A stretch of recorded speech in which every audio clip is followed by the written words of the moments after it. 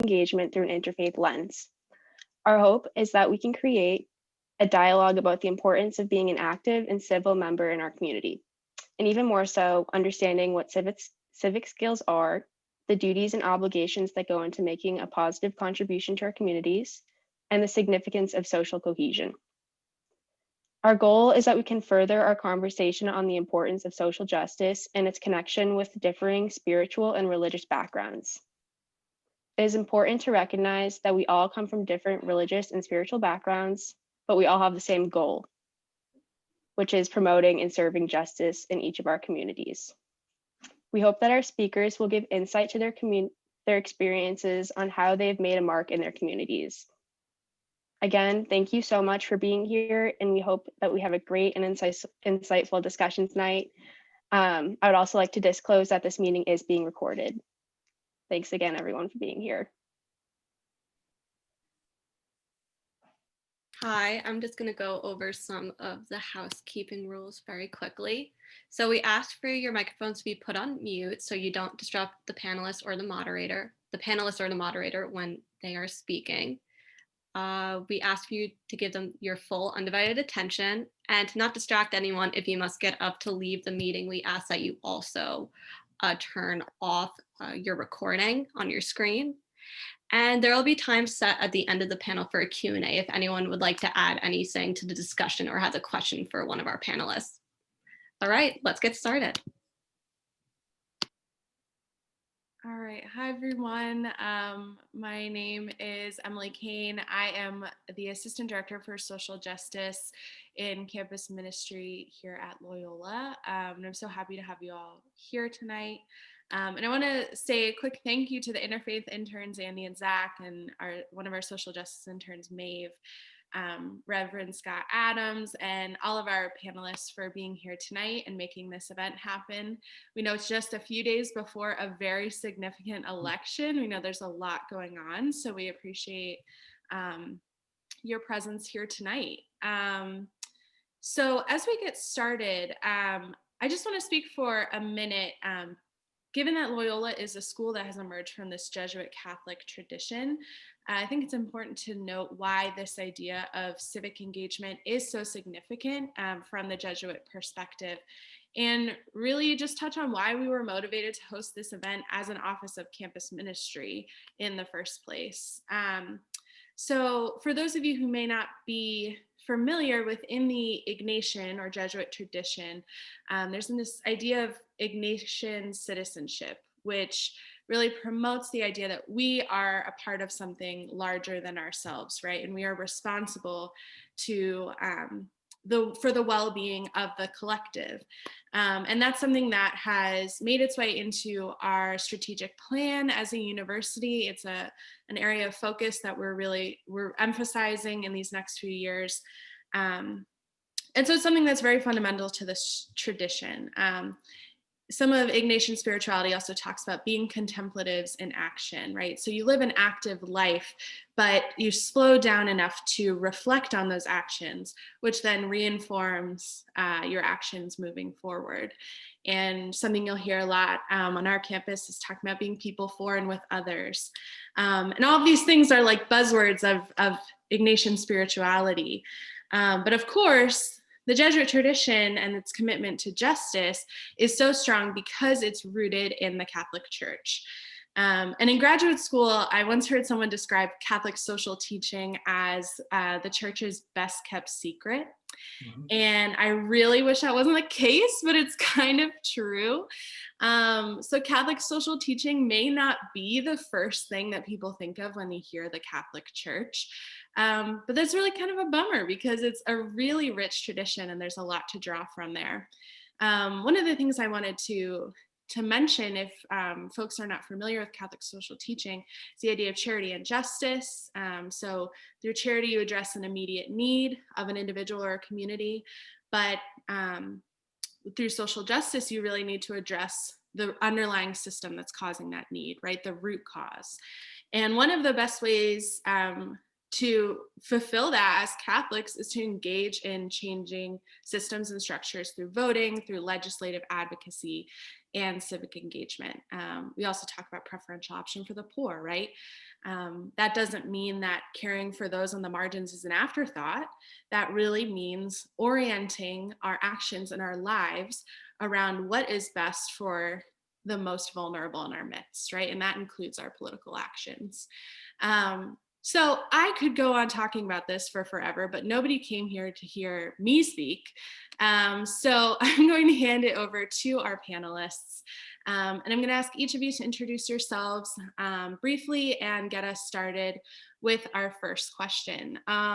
So for folks on the panel, maybe Dr. Tatum, we can start with you if that's okay.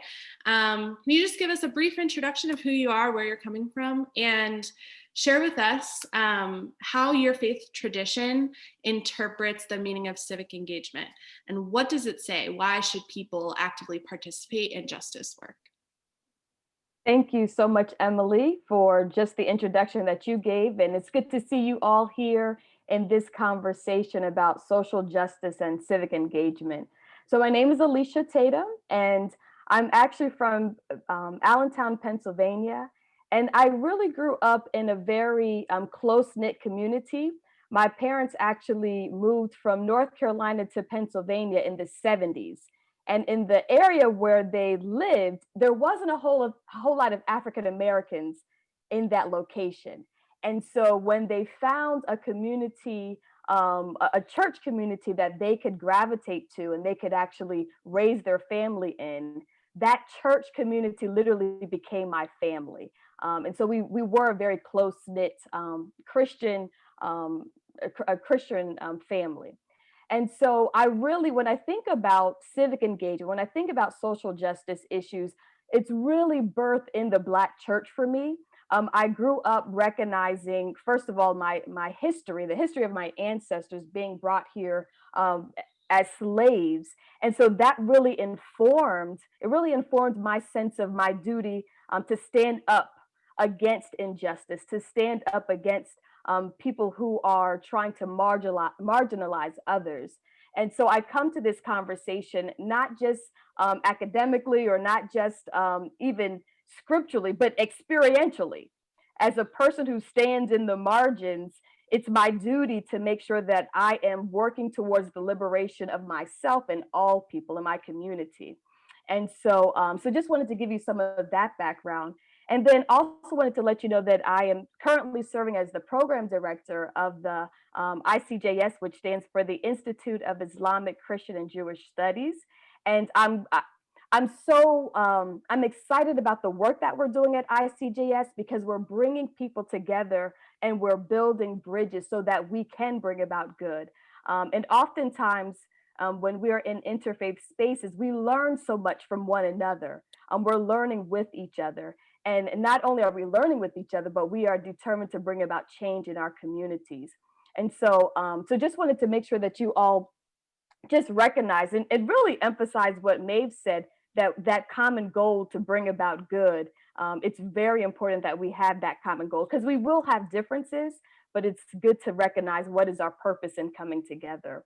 And so from my particular tradition, when I think about social justice and civic engagement, I think about a scripture that talks about to whom much is given, much is required. And I think about my ancestors, the things that they went through in order for me to even be here in front of you all. And so I counted my duty that the resources that I have in my community, the opportunities I've been given, the spaces I've been able to be in, I feel like because of that, I have to work towards justice. I have to continue the work that my ancestors started, the work of liberation. And so that's definitely grounded in my Christian tradition, but it's also grounded in my cultural tradition as well. So thank you. Thank you so much, Alicia. I appreciate it. Chris, maybe I'll hand it over to you to introduce yourself. Okay, thank you. And I'm not sure how well I'll be able to follow what Alicia just said. She spoke with such enthusiasm and passion and directness. See, I'm the senior teacher of the Baltimore Shambhala Center. I've been involved with them for about 32 years and a teacher there for 27. As a young person, I spent about 9.5 years in a Catholic seminary, so I'm very familiar with the best kept secret and that Emily talked about. And I'd say one of the reasons I left the Catholic seminary was a feeling that it was encouraging me to have a spirituality that would not be shared by most people in the world. That it seemed to pull away from culture and just the life that everybody leads. And so that kind of thrust me out of that into the world. Shambhala is a contemplative tradition. It's a Buddhist tradition. We actually came out of the Tibetan diaspora when the communist Chinese destroyed Tibet in 1960 and people escaped. Our founder escaped and saw that what was happening in Tibet was actually something that was happening globally, that human beings were increasing doubt in their own fundamental goodness. And then on the basis of that doubt, they were creating their societies. And so he basically saw that the world was going to become more and more cruel, more and more materialistic, unless there was a way to address the doubt that people had in their own fundamental goodness. That basic goodness is something that is, you could say, the birthright of every human being. And because we come to doubt our own worthiness, our innate worthiness, and the innate worthiness of others, then all kinds of conflict and suppression and so forth arise from that. Over, I guess you could say, the past few years, I've been involved in working with the Safe Streets program in Baltimore, with Helping Up Mission, with Bard High School and Early College. And I guess you could say of all the different things, I mean, with Safe Streets, I've been involved in helping them materially, sort of bringing resources in from different places. But I have a strong feeling that to go to the root of what social problems are, you have to work with people at the heart level. And working with the health department, which was sponsoring Safe Streets at the time, most murders in Baltimore come from revenge. That somebody kills somebody out of revenge of killing somebody else. So you have to work with, well, why do people have revenge? And what makes people prone to revenge is their own personal history of being abused. And where does that come from? Well, it comes from growing up in poverty and neglect. And where does that come? Well, it comes from systematic racism. So one of the primary teachings of Buddhism is that there's a vast interconnection of everything. And that, so as I kind of see things now, I'm trying to work mostly in terms of teaching people how to meditate and to work with their own minds. But at the same time, our Shambhala teaches that personal transformation is inseparable from social change. That it's not feasible, especially now, to go off into some cave, although we're kind of approaching that with our various isolations. But society affects us and we affect society, that the two are very tightly intermingled. And so we have to work with both. At the moment, the Shambhala Center, because of COVID and different circumstances, we're actually closing the center over the next 2 months. And there's a group of us that are going forward as the Shambhala Center that over the next year, while we're kind of forced to be isolated, that we're going to spend time together deepening our meditation practice and our connection to the Shambhala teachings, which have to do with social transformation. And then a year from now, when things kind of open up, we plan to re-arise in the African American community, that if we're going to create enlightened society in Baltimore, that has to be centered and sourced in the African American community. And so, we're working with allies like Scott Adams, AME Bishop Reed, and other folks, so that this can become a reality. Yeah, thank you so much, Chris, for that that insight in your introduction. Thank you. Rev, gonna hand it over to you, sir. Some of us are familiar with you, but not all of us. So please introduce yourself. Appreciate it. Thank you, Emily. Welcome to everyone.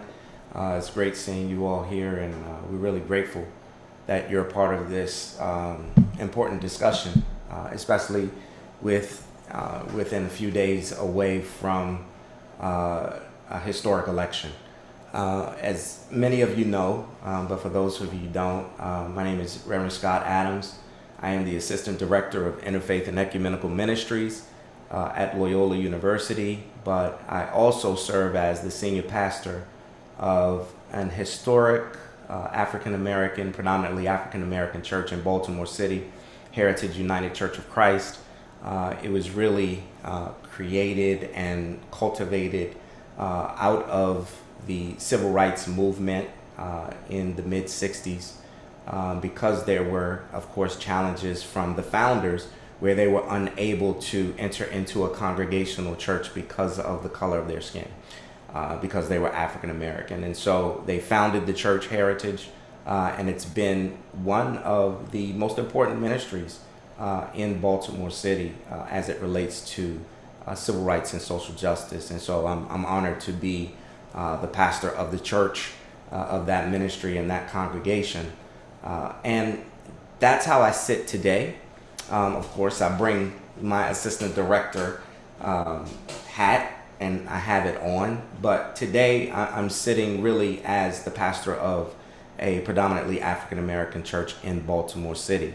Our faith tradition, I would be reiterating what Dr. Tatum said in terms of why I know that it's important to participate in social justice.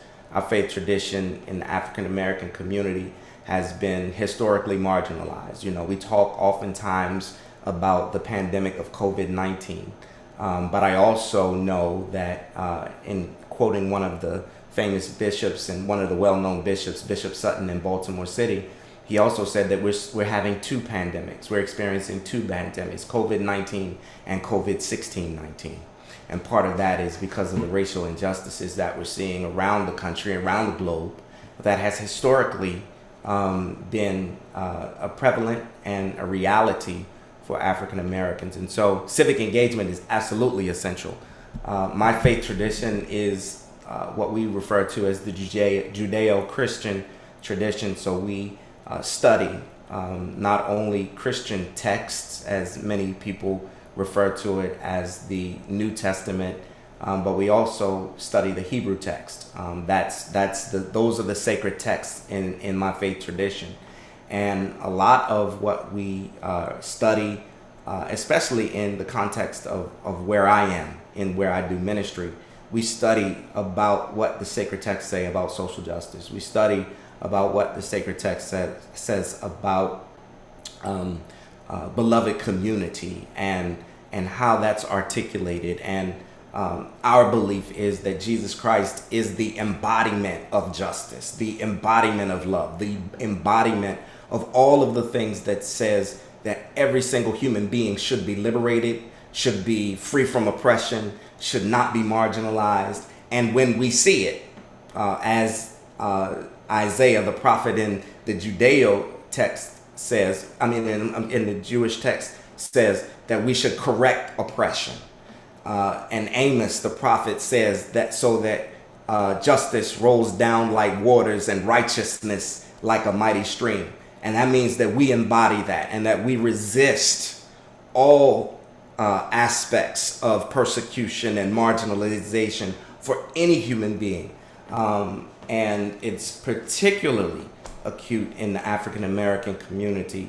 And we have to step up and really fight for those challenges that we're facing. And so glad to be here again and looking forward to a lively conversation with my colleagues. And I just want to thank them for being here because this is what I think civic engagement is also about. Building relationships, cultivating those relationships that we have, making surprising friendships possible, doing the things that we need to do to see the manifestation of beloved community. That's what this is about. That's why we're having this conversation and this dialogue. And hopefully, once it's over, we can continue to grow, to cultivate the relationships, and do the work that we need to do to see the change that we hope to see. Thank you so much, Rev. So as Scott was just saying, and I think something we've been in conversation about for weeks and even months as we've been approaching the election, is that kind of we're uniquely situated on our campus as the campus ministry office charged with the development of students' faith journeys while they're at Loyola. And faith communities have been such fundamental change makers when it comes to civic engagement. When you look throughout history, various faith communities are almost always at the center of some kind, various movements. So we just wanted to ask you all, what are some ways that you have seen your particular faith community foster mobilization for civic engagement, whether that is voting or in other ways? Civic engagement is not restricted to voting. So can each of you share a little bit about that from your particular community lens? And I'll just let anyone go first, whoever wants to jump in.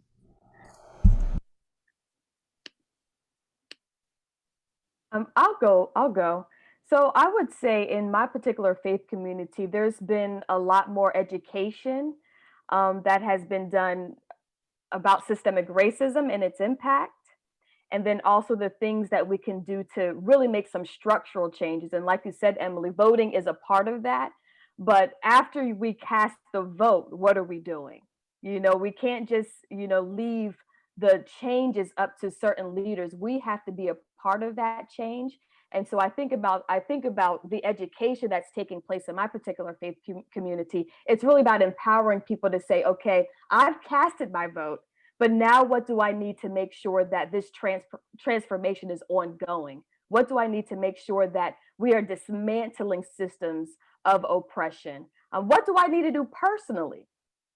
There's a thing called internalized racism that as African Americans, we have to go through that process of thinking through how has racism impacted how I see myself and see my community.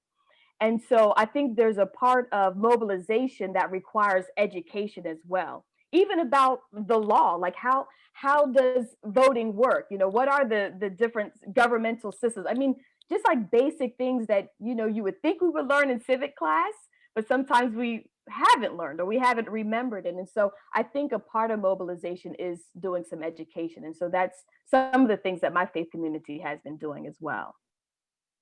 Wonderful. Thank you so much.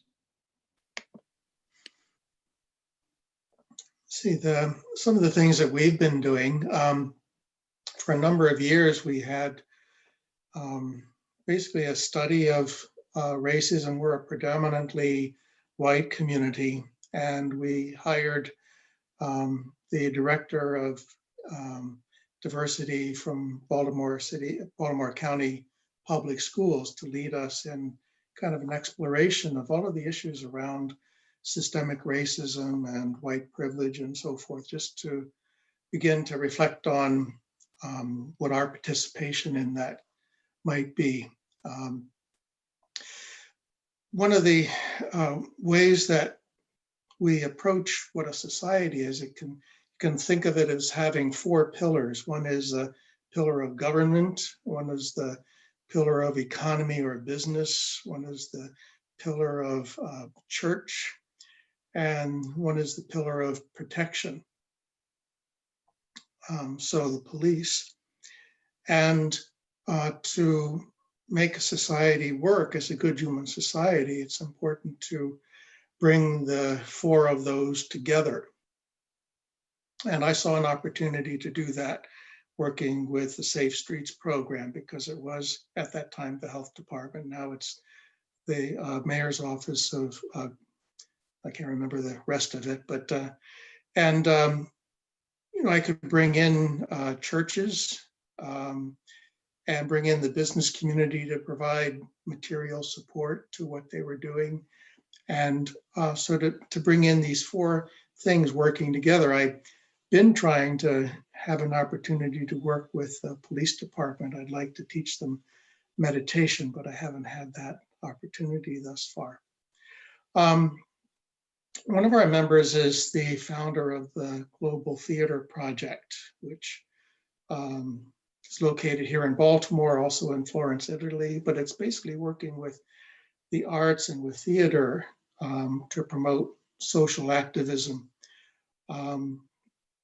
Other members are working like we've worked in prisons, providing meditation instruction there, in halfway houses, with KEDCO, working with the homeless shelters. And I guess when I was working with Safe Streets, one of the things that struck me really hard was when people would share with me the serious trauma that they suffered losing people to murder. And that led me into a study of what trauma is about. And one of the things I learned is that most therapeutic approaches to trauma don't work. But one of the things it does is meditation practice. And so I figured, well, that's something I know something about. So as I was saying before, all these things are interconnected, but I feel that what our community has a real opportunity to make a significant contribution is to bring meditation practice into the efforts at social change. I understand that Martin Luther King Jr. spent every Friday practicing meditation. That what happens when you have this as a regular practice is that the torments of your own ego and the things that can make you selfish and self-centered and so forth begin to loosen and dissolve. And then naturally compassion arises, and a willingness and a fire to work to help others naturally arise. It isn't something that you have to generate. It just happens. And so then you look for, what are the opportunities that I have to do this?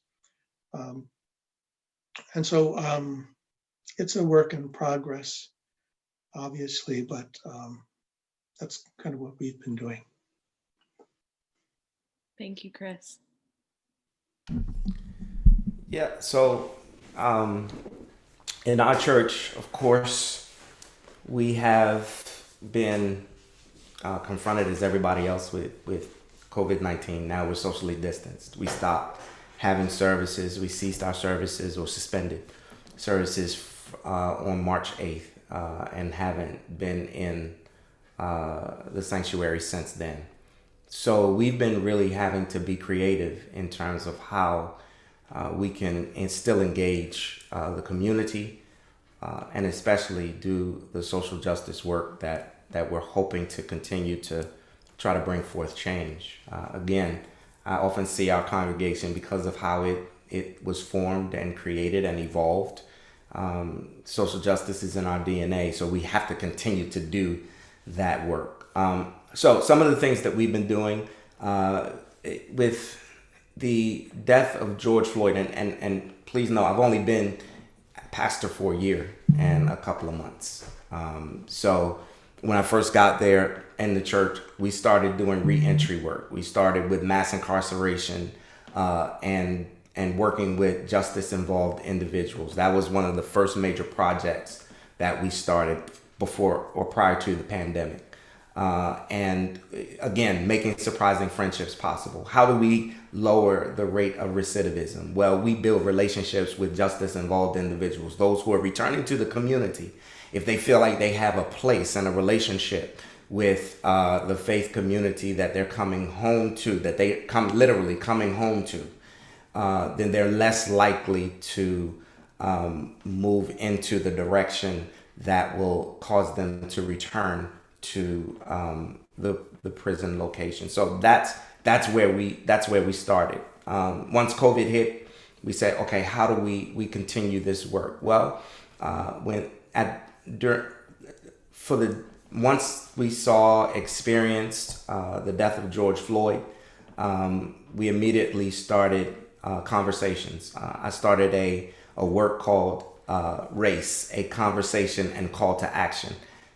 We have to move beyond just having these dialogues. The call to action is out of the conversation. Conversation is absolutely essential, but we also have to have a call to action, and we have to do what we need to do to change the systemic and structural oppression that we're seeing and the injustices that we're seeing at the hands of the state. Let's just be honest. We watched it on camera.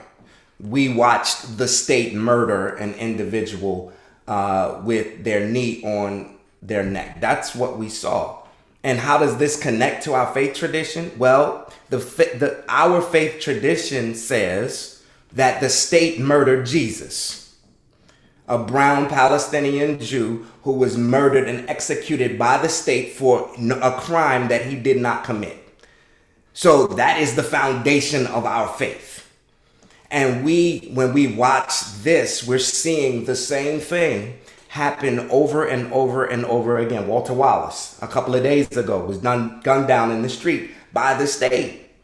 So what do? We have a conversation and we have a call to action, and we looked at several different aspects of how we need to address this, from socioeconomic justice to health disparities to educational disparities. All of these conversations is what we're having every single week. This is our race and call to action conversation. How are these issues affecting our communities, and what are we going to do about it? The short-term goals that we need to address and the long-term goals that we need to address. So what did we do? We started having storytelling events via Zoom. We had griots from Baltimore come in and share story about our history, which ties into education and understanding what it means, who we are. Our history did not begin in 1619, as we're oftentimes told that it is. And the power of the storyteller is bringing the community and cultivating relationships within our community to build those powerful connections that we need, and multi-generational connections. We also did gather together and had lawyers from all over the Baltimore metropolitan area come, and we did a race. We did the talk, and we had 4 lawyers come and have conversations about what African American young men and women, and regardless of the age, need to do when you're pulled over. What do you need to do legally from the legal standpoint? What practical things do you need to do so that you can understand how to stay alive, literally? What do you do when you're driving while black? What do you do when you're walking while black? What do you do, Breonna Taylor, when you're sleeping while black? And what do you do to ensure that you are being protected? And what is your legal recourse for when injustices are being perpetuated against you? So we've done that. We're creating a plan, a socioeconomic plan. That's not just talking about financial literacy, but we're creating a plan that's creating economic power structures so that we're no longer economically disenfranchised. And then finally, one of the other major events that we've been engaged in over the last 6 weeks is political advocacy.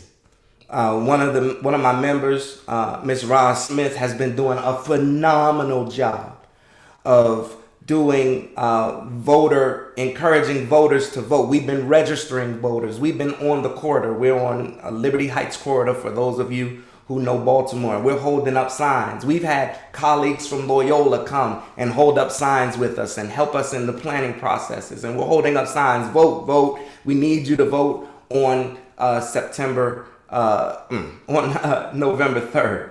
But we started in September. And so these are the things that we're doing. We're engaging practically. We're looking at short term, but we're also looking at long term ways that we can really bring about significant change to our society. Because I think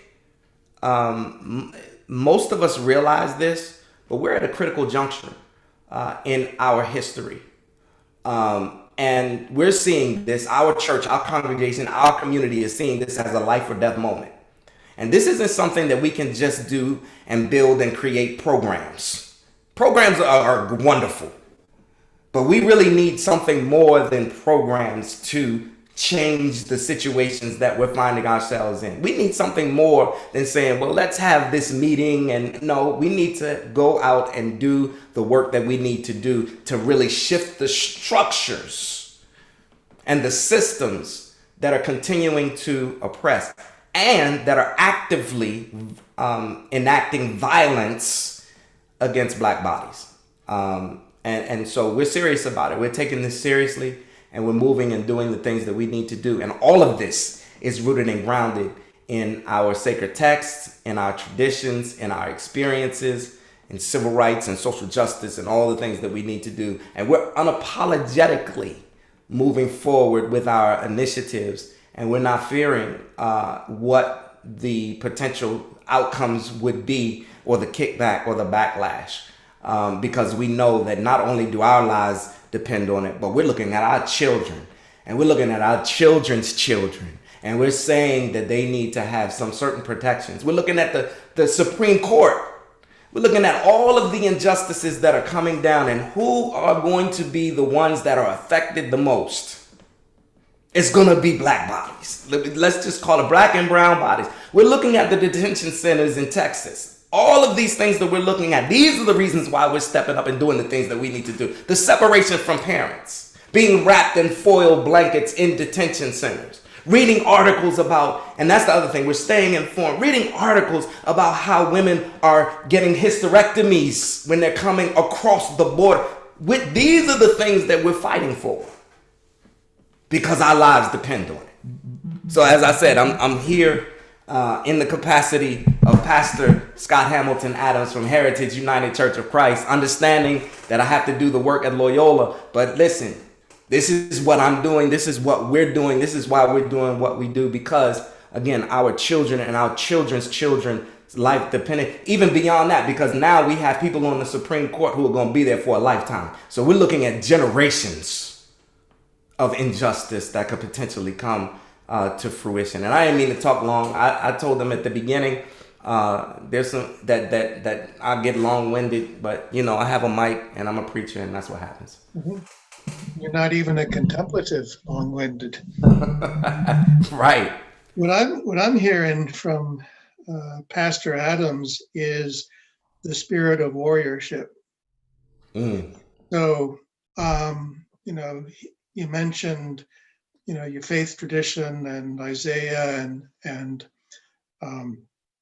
Jesus crucified by the state. And you and I have talked about pre-colonial spirituality. That it comes from the African heritage, pre-slave, pre-1619, and that's the fire and the I guess my experience working with African American communities is I mentioned the effects of abuse and trauma before, but there's also resiliency that's unmatched by anybody else. And To me, this speaks to the heritage of warriorship that is still alive in the African American community, that is a source of power. And so that's one of the things that, as a Shambhala person, draws me to the African American community, because Shambhala is a path of sacred warriorship, which has nothing to do with violence at all. I mean, as soon as you're into violence, you've lost your warriorship. Warriorship is about connecting with the innate human dignity that you have, and then acting from that. And so that's what I'm hearing, is that spirit of warriorship. I once was speaking. There was a woman at our Shambhala Center who had grown up in Africa and had been in the US for 16 years. And I said to her, after 16 years, do you still have anything that you experience of being from Africa? And she says, wherever I am, I always feel the presence of my ancestors. So I think, it's that's true of each of us, whether we're African American. I mean, most of my DNA is Nordic, but there is something in our heritage, that there's something good about being a human being that we have from our ancestors, and that we can connect with the spirit of that. Alicia, did you want to jump in there?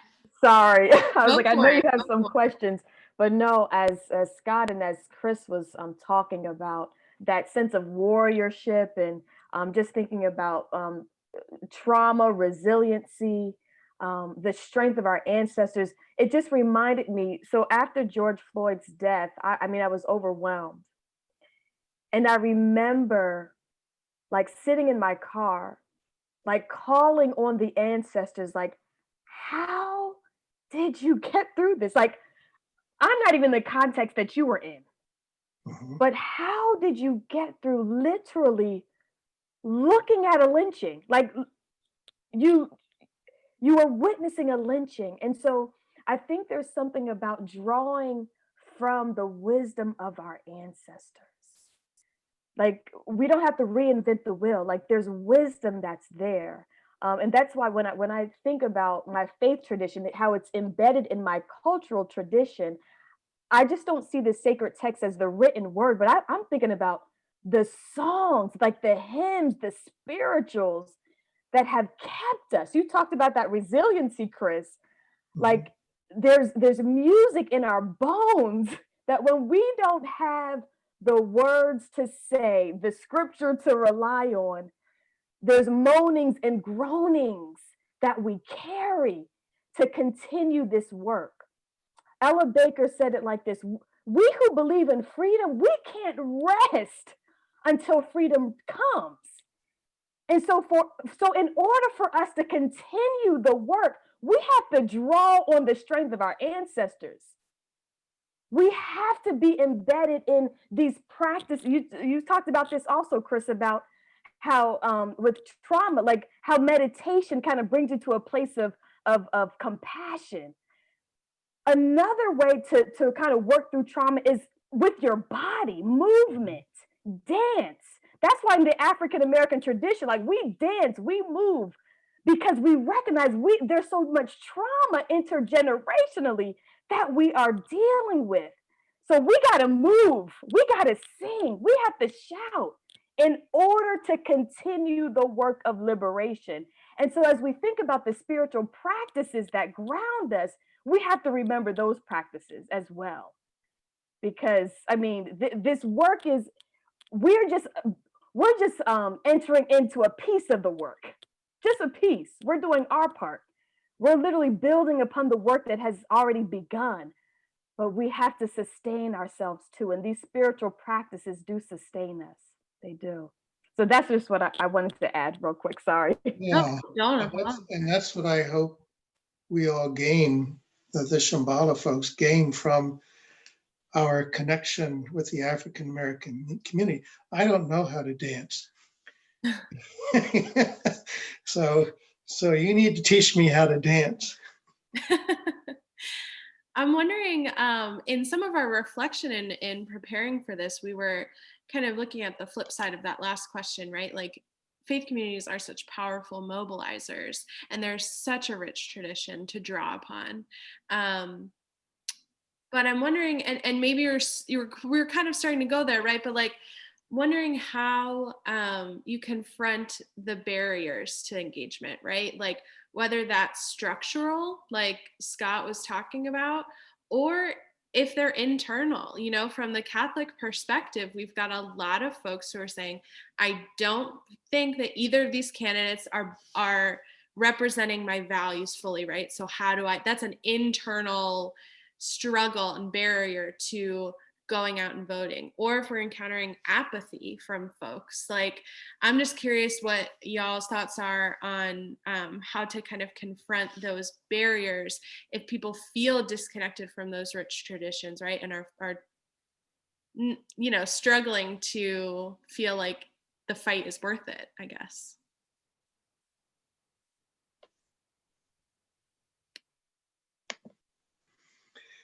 There's no perfect situation. In Buddhism, we call it samsara, that there's no escape from suffering. And every human being has brilliance and also has things that cause harm. So we sing the songs of, the Psalms that were created by David, who was a rapist and a murderer, and it's like, oh, we don't care about that. But it's just that that in every human being we encounter, we're encountering someone who has flaws, who causes harm, and who has brilliance at the same time. And that's true of each of us too. That when it comes to accepting ourselves, we encounter someone who has flaws, who harms other people, who harms ourselves, and who has brilliance at the same time. And so devotion is working with all of it, with the whole person. And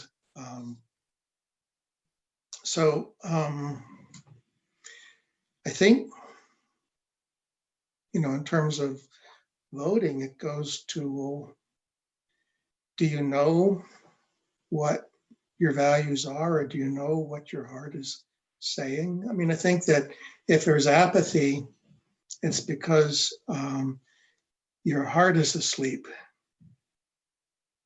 And I think if you wake up your heart, you can work it out, in terms of which candidate you're going to vote for, and say, well, I don't like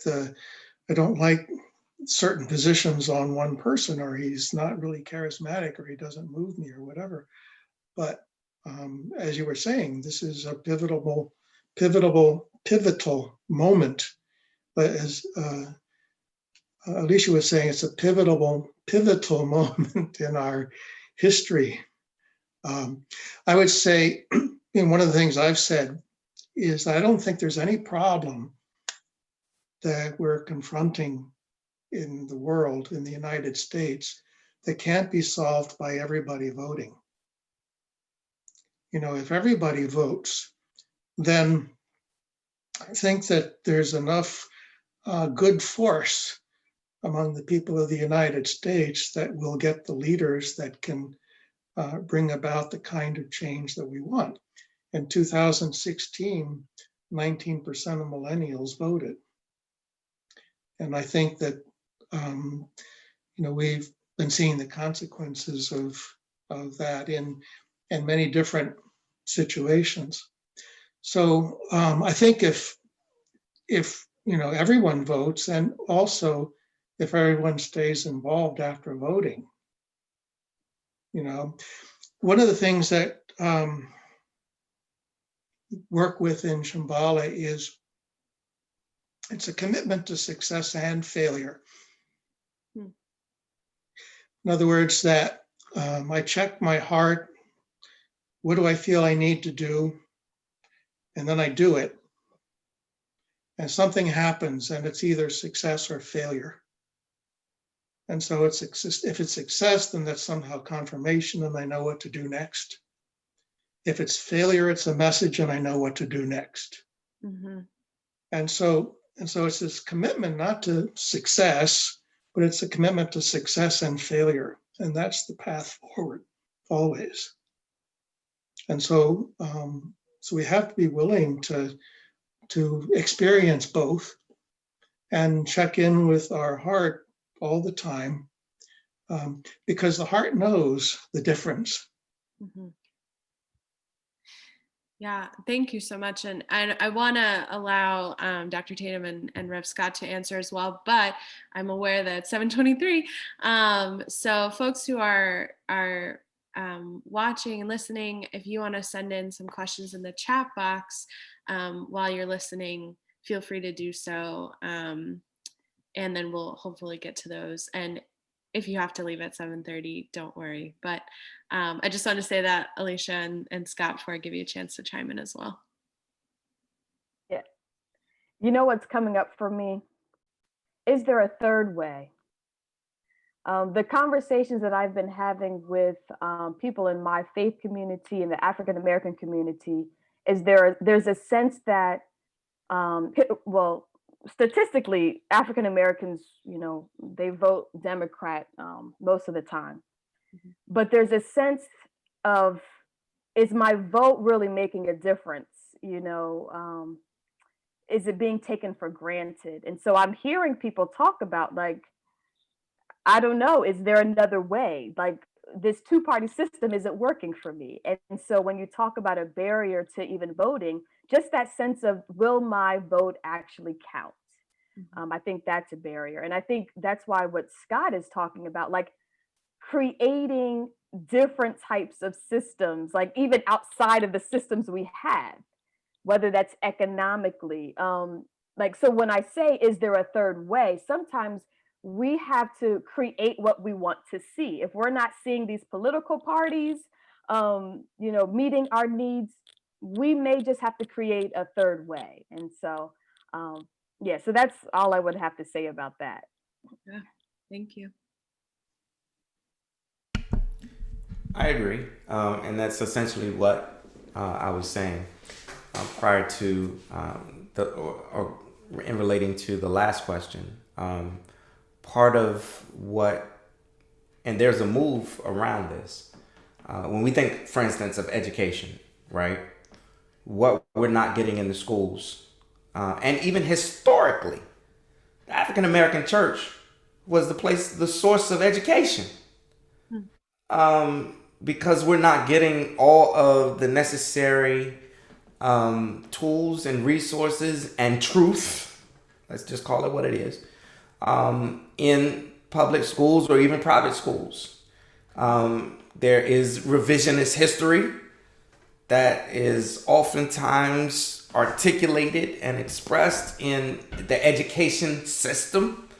And so the church had to be all things to all people because it was our source of survival. And just from my own vantage point, I just believe that still is the case. That I'm a true believer in the African American church.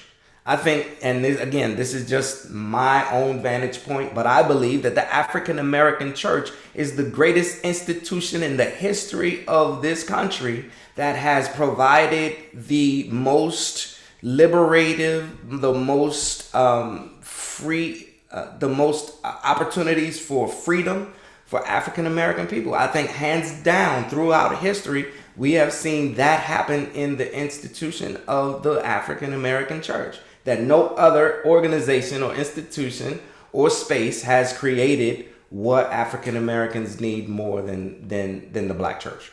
And so all of these things, and the creation of structures and the creation of economic systems and educational systems and all of those things, that's what got us through. And then you couple that with, which is really the foundation of the church, the spirit of liberation that Alicia was talking about, and the shout and the hush harbors and all of the watch night services and all of those things that we had to use because that's all we had. And the pastor was everything to everybody. The pastor was the psychologist, and the pastor was the spiritual leader and the teacher, and that's the history, because that's all we had. And I think that for me, the tradition and the history of the Black church is what allows us to overcome the barriers.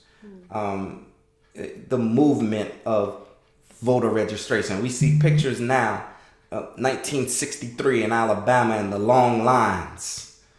And then we hear about voter suppression back in the 60s where you had to count the number of bubbles on a soap, on a bar of soap in order to vote.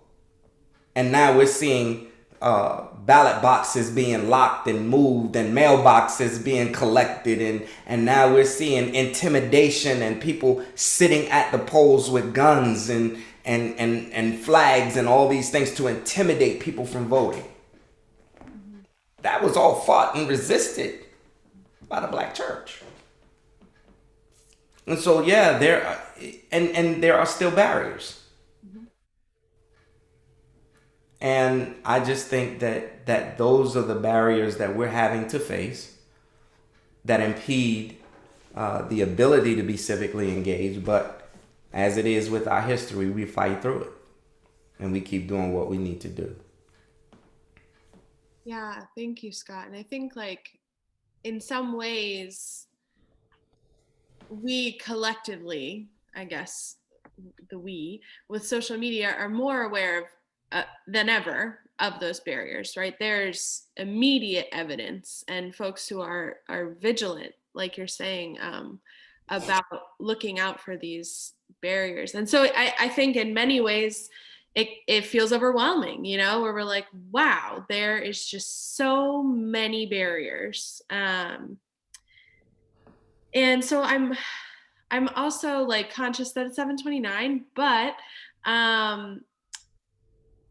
if maybe you could leave us with a word of where you find hope. I think that's something that I've challenged myself as a natural pessimist. I've challenged myself to seek, and I find inspiration in my own faith tradition of a radical sense of hope. So I'm curious if you can share a word about that kind of as we wrap up.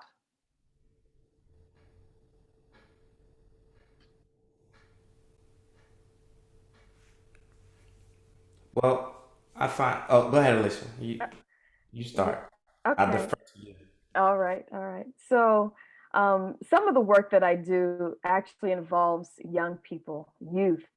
And I'm a part of the Children's Defense Fund. They actually sponsor freedom schools every summer, and they do after school programs. And so like I said, my hometown is in Allentown, and I'm still very connected to that community. And so we're in the process of relaunching a freedom school for summer 2021 for young people.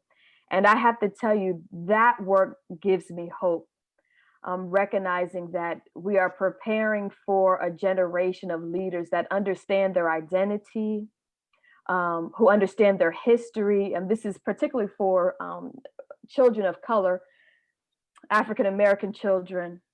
And so one thing that I did not get growing up in my history classes is an understanding of my African identity outside of slavery.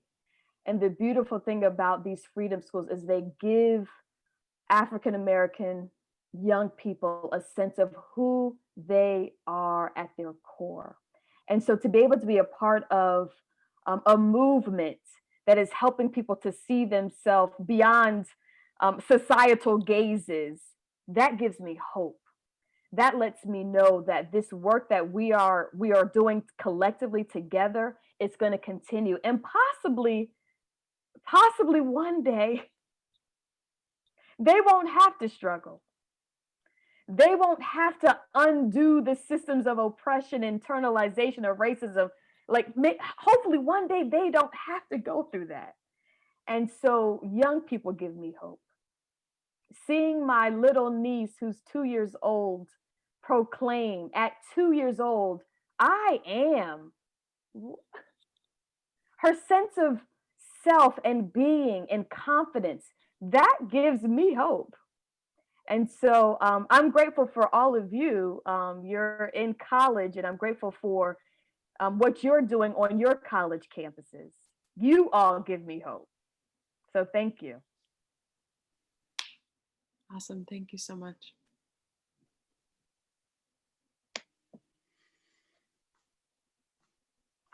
Who's next? Yeah. All right. So I have to agree with Alicia on that. And just coming from our faith tradition, we often say that the birth of a child is the hope for the future, right? Because that means that humanity will continue on. So every time a child is born, it's speaking to the world to say that we have hope. We have a future filled with hope, because the child is the representation that the human existence will continue. That's hope. And hope from our faith tradition doesn't mean wishful thinking. It's not Disneyland when you wish upon a star. Hope in our faith tradition is a confident expectation that what we are that we're waiting to see shall come to manifestation. It's a belief. It's a deep-seated belief. And it says it's a confident expectation that we're anticipating something greater to come. And so I have, in many ways and in some instances and in many times throughout the trajectory of all that I'm seeing, have lost hope in humanity. I really have. Never lost faith in God. But sometimes I've gotten to a point where I've just lost hope in humanity. I'm just being honest and real and transparent tonight. But when we see the eyes of a child, when I see my son, when I see children younger than he, and they still have a inquisitiveness and a curiosity and a passion and a vibrancy and life that is not jaded yet. That's what gives me hope. That's what says, okay, keep fighting, keep doing what you can, keep the faith, and know that, because for me, I'm not saying that I'm Moses, but I can relate to what happened to Moses when he went to the promise, when he went to the top of the mountain and he looked over and he saw the promised land. I know beyond any shadow of a doubt that I'm not going to see the promised land. I'm not going to enter into the promised land. I know that. But my hope, confident expectation is that my son will. My hope, my confident expectation is that his children will. I know I'm not. But I have to keep fighting for them, because the next generation is the hope. And the change that we need to see shall come through them. Yeah, thank you, Scott. Chris, any last thoughts on hope? Yeah, I'm an old man, and so I grew up in Virginia in the 1950s, and during that time, I never encountered anything that didn't tell me that Black people were inferior to white people. Nothing. I mean, even when I encountered African Americans, nothing in their behavior said to me that they regarded themselves as my equal. So the culture, the Jim Crow culture, the culture that I grew up in, was just uniform and solid in terms of that view. And then I saw it break apart in the beginning of the 60s with the civil rights movement. And my own views began to change as I made friends with African Americans and got to know them personally, and then got involved with the civil rights movement eventually. That the real thing is culture, and the real thing is what is the predominant view. That's what that creates the systems, and then the systems reinforce the culture. The more that people get to know each other as human beings, the more they have the opportunity to respect each other. And that's happening more and more. Also in the 50s and the 60s, people's views towards gay people were also very, very biased, and that's changed. So what I've seen in my lifetime, has been, it's like, in some sense, I don't know if I'll call it 180 degrees, because as we've been saying, it isn't there yet. But what we're seeing now, any rational person would say would be impossible. Back when I was growing up, or even in the 60s, people would say, to hear Martin Luther King Jr.'s "I Have a Dream" speech, and to think that we would have gotten this far since that time, I wouldn't have thought that when I heard it. But we did. And so there's a lot of things that seem impossible now, but time will tell. Yeah, thank you all so much. I think something that is so unique about having conversations about civic life and civic engagement through a faith lens is that we have that thing to hold on to, right? And in the midst of a world that kind of is barraging us with like darkness in a lot of ways, we have in each of our traditions like this thing that brings light and hope. And so I'm so grateful for each one of you for sharing your wisdom with us tonight and being able to engage in this conversation with each other. Yeah, it's just really, really valuable to hear from each one of you, and deeply appreciate it. I'm going to hand it over to Zach to wrap us up. All right. On behalf of the campus ministry team and Interfaith team and the social justice team, we would like to thank you all for joining us tonight and engaging in such a great panel discussion. We would also like to thank our three guest speakers, of course, Alicia, Chris, and Rev Scott, for speaking with us tonight about the interconnectivity of social justice with differing religions and spiritualities. And we hope that you all learned a lot. We hope that we were inspired by the different stories and comments made by our speakers. We hope that you'll enjoy the rest of your night, enjoy the rest of your week, and of course, take care of yourself always, and take care. And thanks again for joining us. And go vote if you can. And vote if you haven't already. Thank you all. Thank you so much. Thank Thank you, you. team. Thank you, Scott. Thank you, Chris. Thank you. Good seeing you. And Yes, let's so good connect seeing soon. you. Let's connect. Please, please. And next time we'll make it an hour and a half. I'm about to say, when Chris and Scott got talking, I was like, oh my goodness, I want to preach. And I was like, we'll make it longer. I'm like editing the meeting halfway through. I'm like, I hope it won't shut off. Oh my God. Like, can you imagine just shuts down at 7:30? You're like, bye. Yes, yeah. But this was awesome. Thank you all so much. Thank you. Thank you. Y'all take care and have a good evening. All right. Take care. Yeah, thank you.